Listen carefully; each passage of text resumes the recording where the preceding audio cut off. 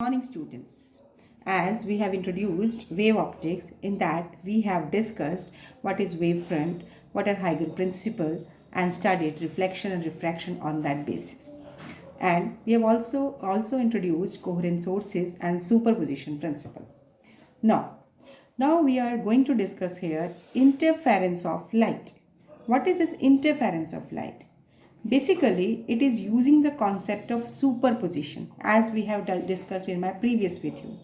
Superposition में क्या होता है? The number of waves are interacting and resultant of the wave will be found by their combination. So interference of light, basically it is the phenomenon of redistribution of light energy on account of superposition of light. Waves coming from two coherent sources.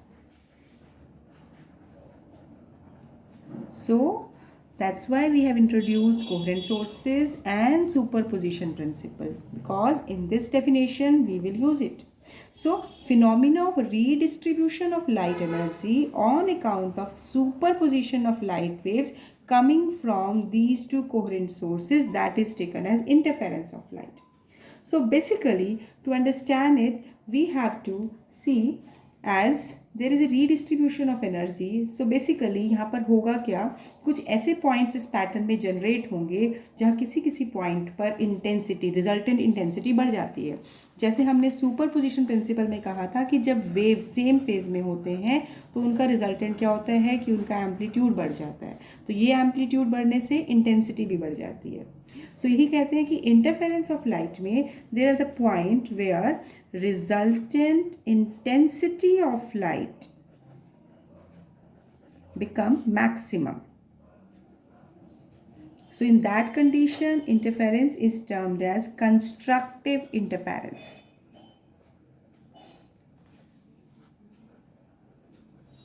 Whereas when there are certain point where resultant intensity of light become minimum. So those points are taken as destructive interference.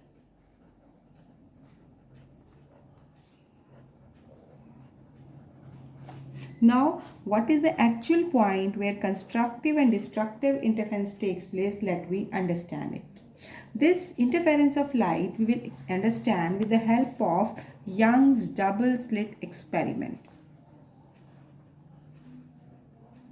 Double slit experiment, it is basically experiment that is explaining interference of light. Basically, a British physicist, Thomas Young, demonstrated this phenomenon of interference of light by an experiment.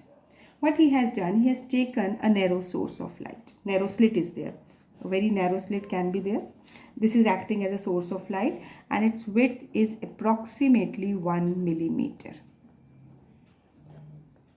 Now, this is illuminated by monochromatic source of light. Single wavelength we require, we are not using white light. Reason we will explain later.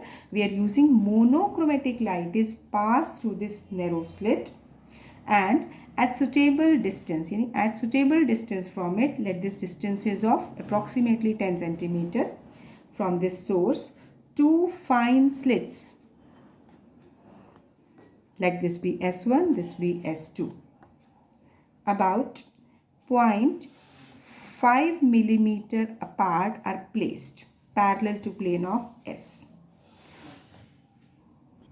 So here these two slits are separated by a distance of 0.5 millimeter and a screen where final interference pattern will be obtained. This is a screen. This is placed at a distance of, this will be placed at large distance, at a distance of 2 meters from this slit arrangement, and over this alternate dark and bright fringe pattern will be obtained on the screen.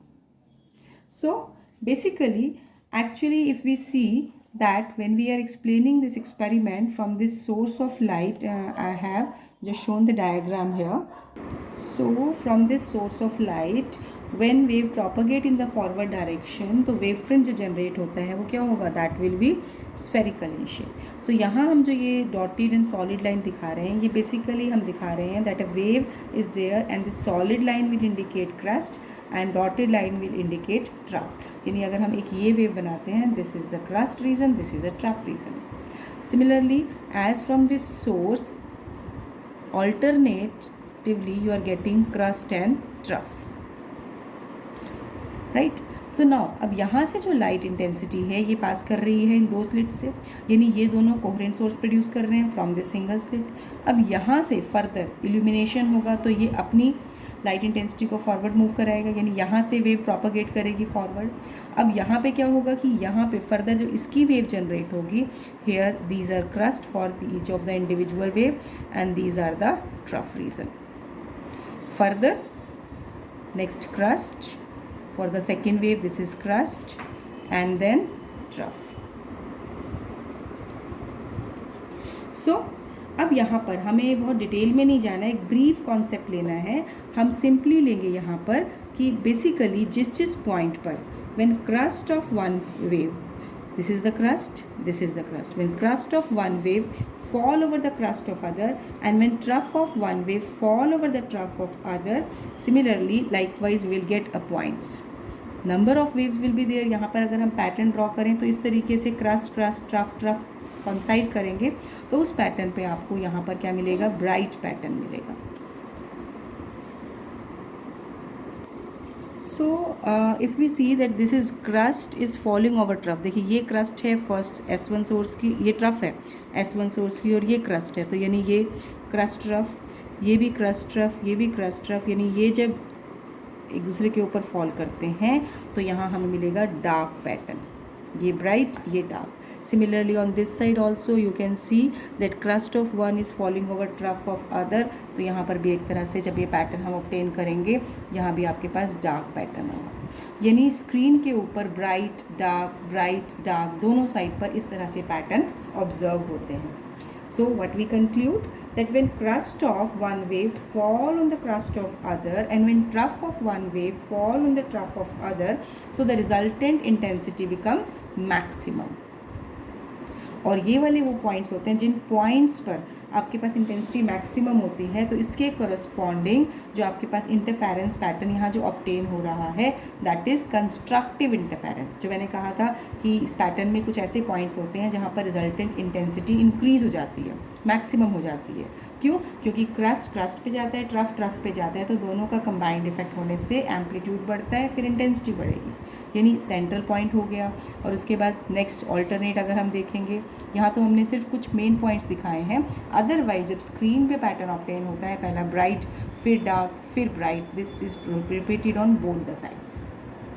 So similarly, when crust of one wave fall over the trough of another, resultant intensity will be minimum. क्योंकि amplitude equal है, हमने coherent sources लिए हैं, तो coherent sources की same wavelength, same frequency, same amplitude, तो अगर हम ये कहते हैं कि दो वेव्स सेम एम्पलीट्यूड के, अब यानी क्रस्ट के ऊपर अगर ट्रफ आ जाए, ट्रफ के ऊपर क्रस्ट आ जाए, अगर एम्पलीट्यूड इक्वल है तो रिजल्टेंट इंटेंसिटी क्या हो जाएगी, ज़ीरो हो जाएगी ना. तो रिजल्टेंट इंटेंसिटी की वैल्यू ज़ीरो होने के मतलब हमें डार्क पैटर्न मिलता है, क्योंकि कंडीशन यहाँ हमारी सेटिस्फाई हो रही है कोहेरेंट सोर्सेज की. यही वजह है हमने यहाँ पर कोहेरेंट सोर्सेज यूज़ किए. सो these alternate bright and dark pattern are obtained on both the sides of the central bright pattern. So these bright and dark fringes, इसको बोलते हैं फ्रिंज बनना. These fringes formed are of equally spaced. So इसको हम name देते हैं that is interference fringes. So interference fringes are obtained, that is alternate bright and dark, and these are equi-spaced.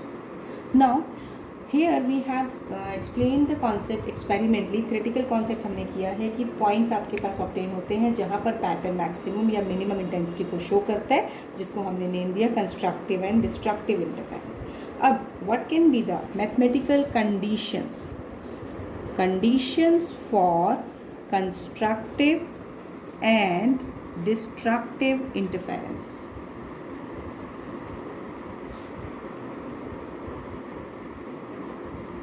So how can we obtain condition for constructive and destructive interference pattern? यानी ये mathematical condition हमें use करनी है, निकालनी है यहाँ पे, so that we can use it in the numericals part.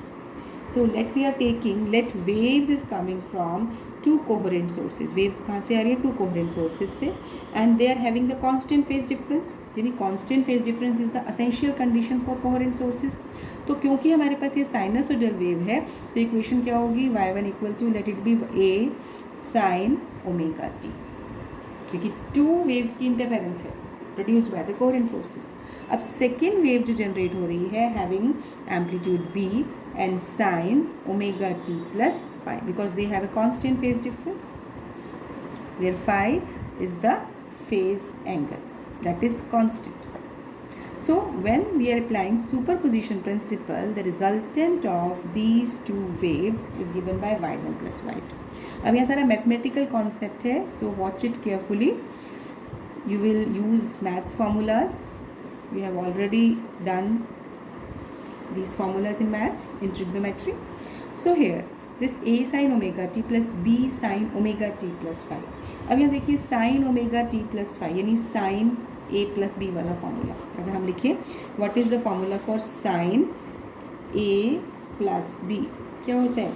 sin a cos b plus sin b cos a. अब इसी फॉर्मूले को हमने यहाँ पर वैल्यू में यूज़ करना है. तो सेकेंड टर्म में हम यूज़ कर रहे हैं क्योंकि फर्स्ट टर्म इंडिपेंडेंट है. This is b sin omega t cos phi plus b sin phi cos ओमेगा t. तो अब यहाँ पर देखिए, अब इस टर्म में सबसे पहले जहाँ पर हमारे पास sin omega t term common है, will take sin omega t common, we will get a plus b cos phi, और second term as such b sin phi cos ओमेगा t. So this is the resultant displacement. अब यहाँ पर देखिए, now let we take this term that is a plus b cos phi. इसको हम किसी और एक टर्म से रिप्रेजेंट करते हैं. let we take it as r cos theta. And similarly b sin phi को हम रिप्रेजेंट करते हैं r sin theta to simplify this expression. तो अब इसमें y क्या हो जाएगा? sin omega t into R cos theta plus ये वाली टर्म की जगह r sin theta and into multiply by cos omega t. तो अब यहाँ देखिए r, this is common among these two. ये क्या टर्म हुई? sin omega t cos theta, sin theta cos omega t. तो फर्दर जिस फॉर्मूले को हमने यहाँ अप्लाई किया था वही फॉर्मूला हम दोबारा से यहाँ यूज़ कर रहे हैं. तो यहाँ क्या आ जाएगा? This is sin omega t plus theta.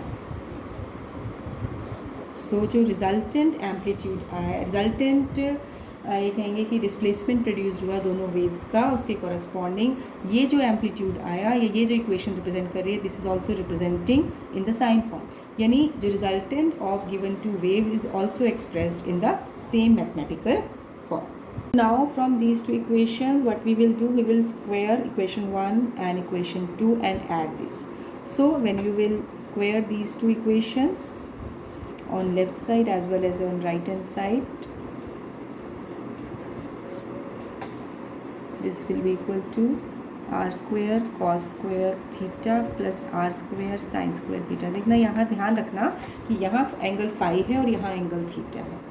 तो नाउ एक्सपैंड कीजिए a प्लस बी स्क्वायर लगा के, a square plus B square cos square phi plus 2ab cos phi plus B square sine square phi equal to R square, common लिया cos square theta plus sine square theta. So यहाँ पर भी आप देख रहे हैं ये दोनों टर्म्स में cos square theta plus sine square theta and साथ में बी स्क्वायर कॉमन है. तो ये हो जाएगा a square plus B square cos square phi plus sine square phi plus 2ab cos phi and this is R square. I can take its value to be 1. तो इधर भी अगर हम ये वैल्यू लेते हैं तो this is your a square plus B square plus 2ab cos phi. So this is one formula which you have to learn because in numericals also you will use it directly. अब देखिए intensity of light is directly proportional to R square. तो इसको हम लिख सकते हैं intensity is equal to R square is equal to A square plus B square plus 2ab cos phi. Now here after this we have to discuss conditions for constructive interference. Constructive interference यानी intensity होगी maximum. अब अगर ये intensity maximum हो तो इसको maximum या minimum करने वाला फैक्टर कौन सा है? ये cos phi. क्योंकि A एंड B ये तो इंडिविजुअल जो आपने वेव्स ली हैं उनके एम्पलीट्यूड है जो कि कांस्टेंट है. सो intensity will be maximum if cos phi will have its maximum value. अब cos की टेबल में मैक्सिमम वैल्यू कितनी है? +1. अब यहाँ पर हम कंडीशन देखें कि किस किस पर्टिकुलर एंगल पर आपके पास +1 वैल्यू आती है. यहाँ मैथ्स का एक रिजल्ट हम डायरेक्टली यूज़ कर रहे हैं, उसको हम चेक भी करेंगे. Here we have taken this is equal to cos 2n pi where n is 0 1 2 and so on. देखिए n की वैल्यू 0 रखिए तो क्या हो जाएगा? cos 0 1. n की वैल्यू 1 रखेंगे तो यह हो जाएगा cos 2 pi. 2 pi again 1. 2 रखेंगे तो cos 4 pi again it will be 1. यानी सभी वैल्यूज़ के लिए यहाँ पर cos की वैल्यू +1 है. तो अब यहाँ से कंपेयर कीजिए तो यहाँ से फेज़ एंगल कितना हो गया? 2n pi. This is phase angle 2n pi. No ये तो फेज़ एंगल की कंडीशन हो गई, लेकिन पाथ डिफरेंस की फॉर्म में if you want to express it, so let if x is the path difference between the two interfering waves. तो वो फॉर्मूला हम 11th क्लास का एक रिजल्ट यूज़ करते हैं, λ/2π × phi, right. So if you are not remembering this formula तो I am just correlating it कि अगर complete wavelength की बात करते हैं तो ये लैम्डा है, तो उसके corresponding complete phase angle होता है 2π. अगर हम फेज़ एंगल की बात करते हैं कि ये स्टेट हो गई, यानी इनिशियल पॉइंट पे फेज़ एंगल 0, इस एक्सट्रीम पॉइंट पे फेज़ एंगल आपका π/2 होता है, मेन पॉइंट पे π/2 पाई, एक्सट्रीम पॉइंट पर फिर जाएगा तो यहाँ पर 3π/4 3π/2 एंड देन यहाँ पर 2π. ये सारा हमने वेव्स में बहुत अच्छे से 11th क्लास में डिस्कस किया हुआ है. तो जनरल फॉर्म में हम कहेंगे कि अगर लैम्डा वेवलेंथ कॉरस्पॉन्ड करती है 2π को, तो मान लो अगर स्मॉल पाथ डिफरेंस हम देखना चाहते हैं इस पॉइंट पे, तो इसके कॉरस्पॉन्डिंग कितना फेज एंगल है, तो उसमें आपके पास यही रिजल्ट आता है. तो now what you will do, you will substitute this value of phase angle and you will calculate this path difference between two waves. So x will be λ/2π into this phi is 2n pi. तो यहाँ 2π cancel हो गया, x क्या आया? n lambda, where the value of n is 0 1 2 and so on. So basically this is the path difference between two interfering waves when there is constructive interference. So how can we represent this condition for constructive interference? That it is the condition where path difference between the interfering waves should be either 0, यानी path difference की जब हम बात कर रहे हैं, and the path difference is either 0 or integral multiple of wavelength. Right? Path difference is either 0 or integral multiple of wavelength, यानी 1 lambda, 2 lambda and so on. Whereas in terms of phase difference, so in the phase difference, it is the phase difference between the two waves reaching at a point. So if the phase difference is either 0 or integral multiple of 2π. ये जो हमने expression किया था, phase difference आया था, this was your 2n pi, यानी phase difference की condition, ये कंडीशंस आपको लर्न करनी है. Phase difference is 2n pi and path difference is n lambda, यानी पाथ डिफरेंस या तो 0 हो या इंटीग्रल मल्टीपल ऑफ वेवलेंथ हो, ऐसे ही फेज डिफरेंस या 0 हो या integral multiple of 2π. So this is all about constructive interference. Now we will discuss destructive interference, यानी मैथमेटिकल कंडीशन देखेंगे for destructive interference. So from this equation, again coming to this equation, here intensity, destructive interference में क्या होता है, intensity minimum हो जाती है, तो minimum होने के लिए भी cos phi factor minimum होना चाहिए. So here for destructive interference, intensity must be minimum and minimum value of intensity is is possible when cos phi is minimum, और minimum value of cos phi क्या होता है? -1, यानी cos की पाई की value आपके पास -1 होती है। ऐसे इसके मल्टीपल्स लेते जाओगे तो -1। तो इसका हम जनरल फॉर्म में जब एक्सप्रेशन लिखेंगे, this is cos 2n - 1 into pi. आप चेक कर सकते हैं where n we are taking to be equal to 1, 2, 3 and so on. देखिए यहाँ मैंने n की वैल्यू 1 ली है, लेकिन अगर मान लो मैं यहाँ पर लिख दूँ 2n + 1, तब n की वैल्यू 0 लेनी है। ये मैथ्स में आप अच्छे से समझते हैं इस चीज़ को कि कैसे हमें वैल्यू को वेरी करना है। So I am taking this result directly from the maths.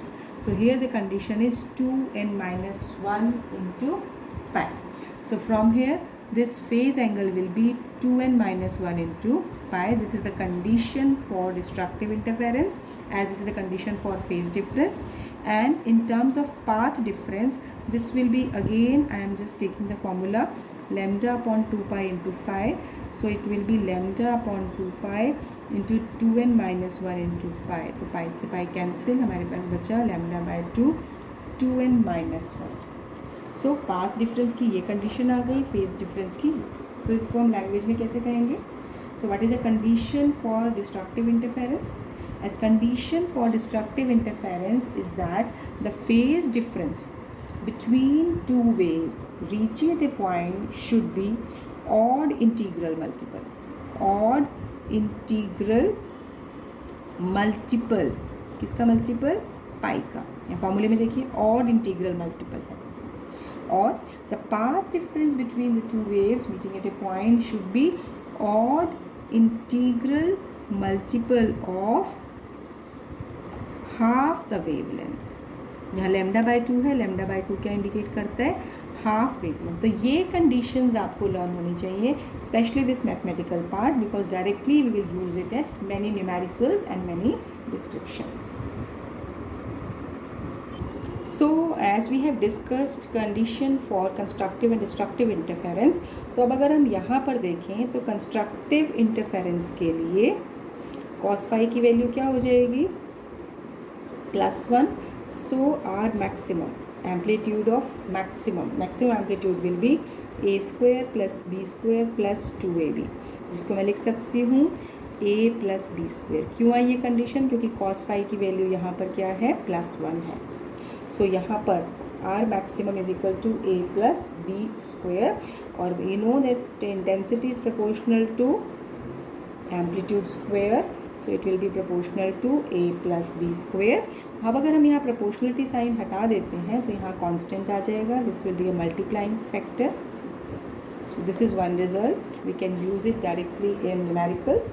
Similarly for destructive interference, for destructive interference cos phi is -1। अब यही वैल्यू हम इस एक्सप्रेशन में पुट करेंगे तो आर मिनिमम एम्पलीट्यूड क्या होगा?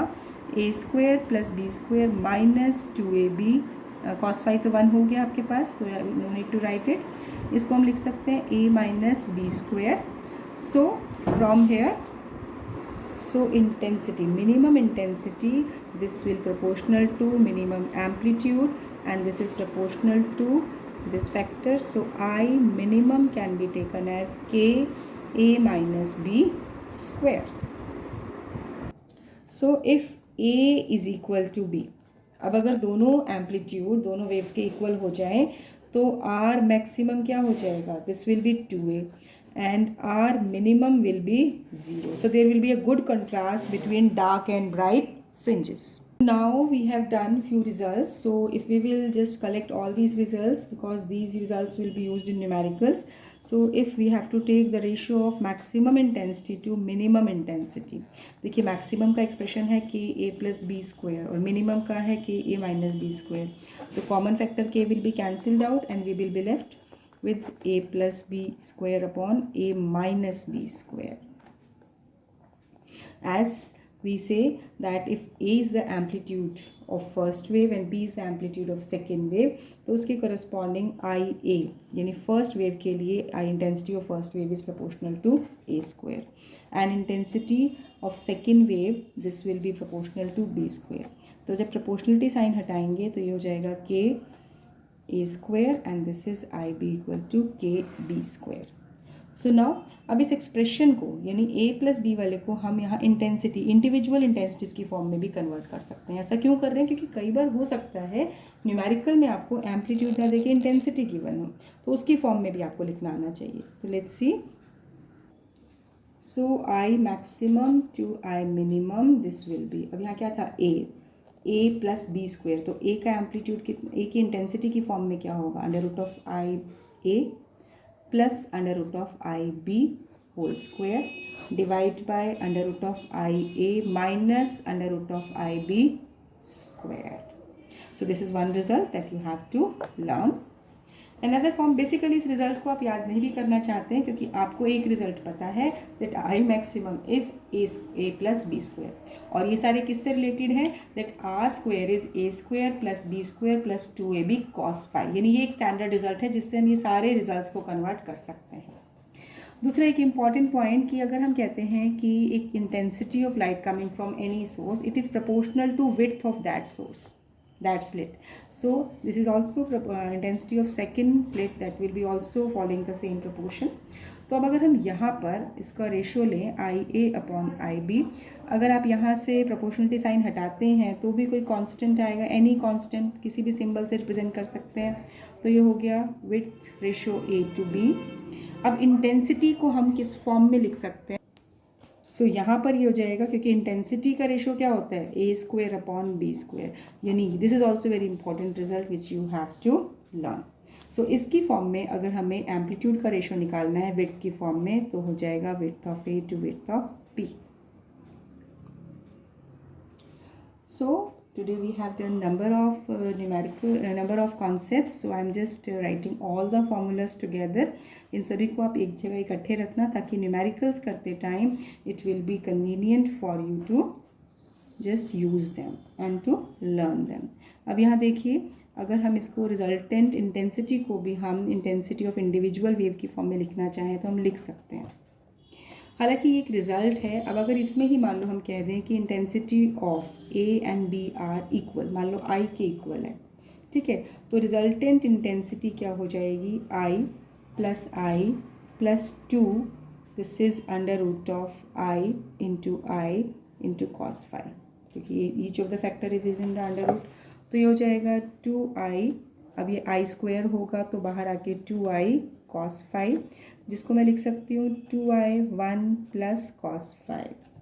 सिंपल ट्रिग्नोमेट्रिक रिलेशन लगाइए, 1 प्लस कॉस फाई किसके इक्वल होता है, 2 कॉस स्क्वायर फाई बाई 2, जो हम लिख सकते हैं 4i cos square phi by 2, right. So this is another, you can say this can be a kind of numerical or a simple conversion, यानी इस रिजल्ट को भी हम यूज़ कर सकते हैं।